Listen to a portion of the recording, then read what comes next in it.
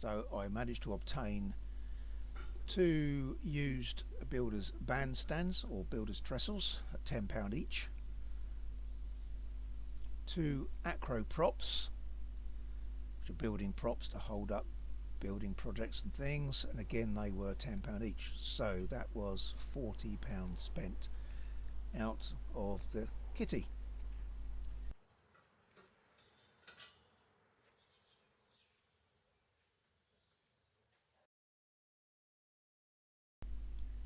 You do need to work out exactly where or as close as you can get to the centre of gravity or the spinning point for the type of car that you've got. Here I'm showing the height I use from X marks the spot to the floor of my garage, and here from X marks the spot to the ceiling of my garage, which actually is very low, so I needed to take that into consideration. Using the built-in adjustment on the acro props, of course, this means I could raise the whole body up by at least 6 inches or a foot if needed.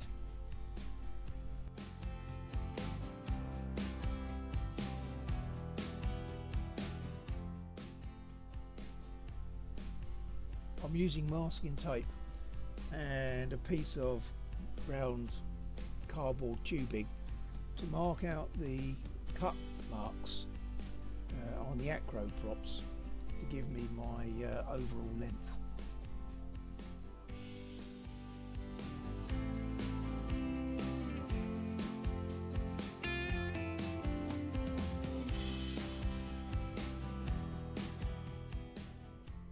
And then cut down the height on the acro props.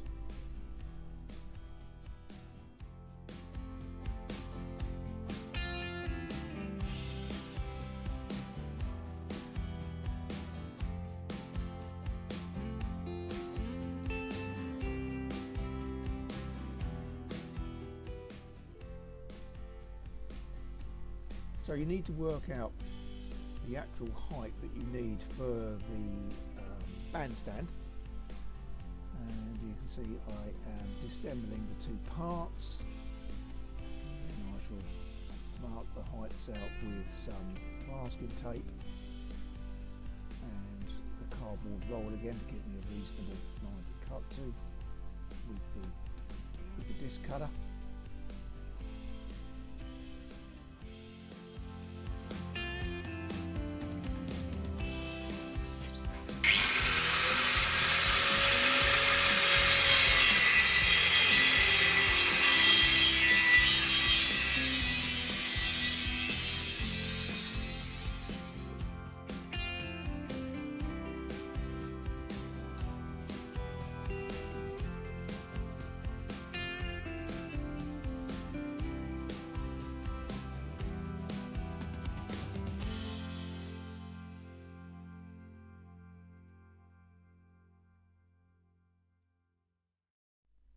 Remember, when you do this, you need to allow for adjustment. So although you don't want it too high, you don't want it too low, and the acro props will give you quite a bit of forgiveness if you get it a little bit wrong.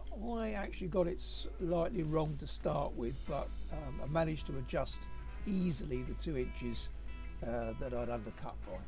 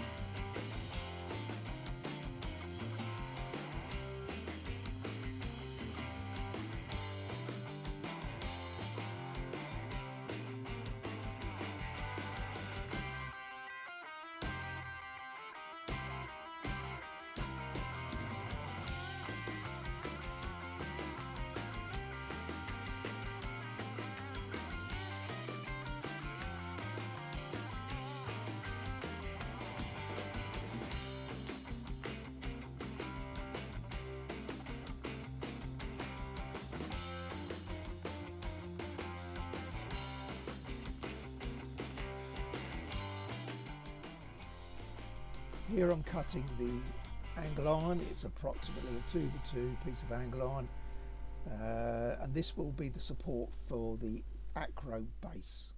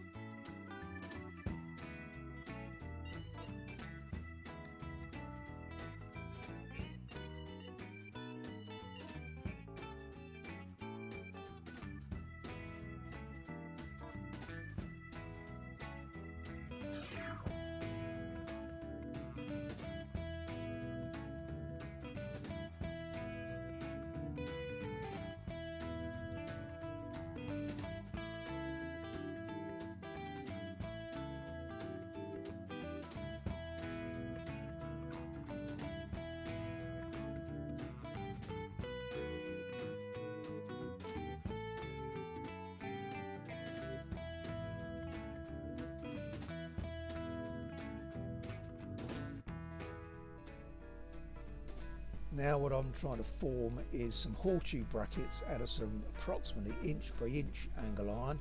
It could have been flat bar, but I'm just using whatever I've got laying in the scrap bin, and they will be formed around the acro top and then back onto the top of the bandstand, and just bashing them around on the vice to get best shape I can. They're not perfect, but as long as they're a reasonable fit, and then we can weld them around the acro and onto the top of the acro prop as we are doing here.